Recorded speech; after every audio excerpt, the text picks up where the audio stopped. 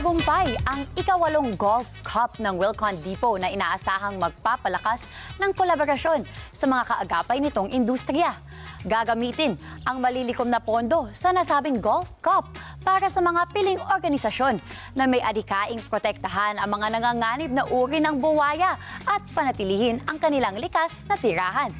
Detalye ng report mula kay Mark De La Rosa.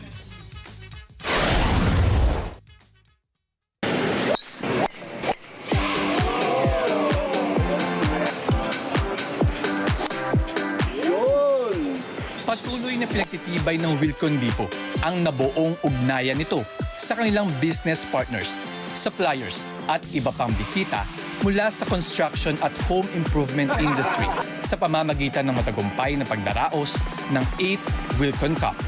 Isang pagdiriwang na naglalayong palakasin ang kolaborasyon at pagpapahalaga sa kanilang mga kaagapay sa industriya.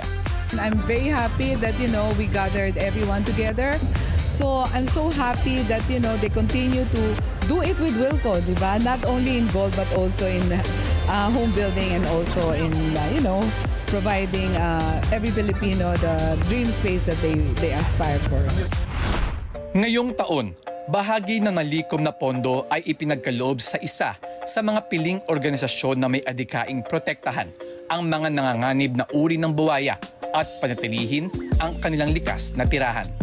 The 8th Wilcon Cup will help us do more research about the crocodiles and the conservation itself. So this is far more beyond doon sa paglalaro lang ng golf, but exceed doon sa conservation strategy, doon sa pinaka-most misunderstood hayop sa buong mundo. So we are very grateful and thank you po sa Wilcon for having us today dito as being one of the beneficiary ng event. Kasabay ng matagumpay na selebrasyon, umaasa ang Wilcon Depot na patuloy nilang maisusulong ang kanilang misyon sa pagpapalakas ng ugnayan sa industriya at sa pagsuporta sa mga makabuluhang programa na may layuning makapagbigay ng positibong epekto sa komunidad. We have a bigger role in nation building. No, it's not just helping the community, helping every Filipino fulfill their dream of having their own houses, diba? So part of it, as we expand also to different cities in the country, diba, we help the economy of the city. The bigger picture is that if you have enough means or resources, no, you share it to those who are in need.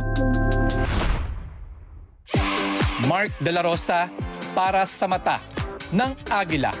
Matatag, matapang, matapat.